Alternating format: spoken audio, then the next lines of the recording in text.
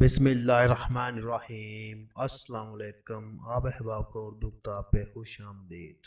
دشمن کمزور ہو یا طاقتور، اس کا خوف دماغ میں رہتا ہے۔ ایسے لوگ جو دشمنوں کے شر کی وجہ سے جانی و مالی نقصان کے اندیشوں میں گرفتار ہوں، انہیں نقصان اٹھانا پڑتا ہو، خود کو مغلوب اور تنہا سمجھتے ہوں، انہیں ان دو وظائف میں سے کوئی ایک عمل پڑھتے رہنا چاہیے۔ نماز کے بعد سجدے کی حالت میں یہ دعا پڑھیں: رب انی مغلوب فتنصر۔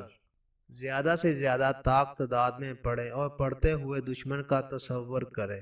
اللہ سے عاجزی کے ساتھ قلبی طور پر یہ دعا کریں کہ اے اللہ عز و جل، میں کمزور ہوں، تو طاقت اور عظمت والا ہے، میں مغلوب ہوں، تو میری مدد فرما۔ دوسرا عمل بڑا معروف ہے، اسے روزانہ نماز فجر سے قبل یا بعد میں 400 بار پڑھا کریں۔ حسبنا اللہ و نعم الوکیل وَنِعْمَ الْمَوْلَىٰ وَنِعْمَ النَّصِيرُ۔ یہ تھا آج کا ہمارا موضوع۔ اگر آپ کو ہماری یہ ویڈیو پسند آئے تو ایسی اچھی ویڈیو دیکھنے کے لیے اردو کتاب کو سبسکرائب کریں۔ شکریہ، اللہ حافظ۔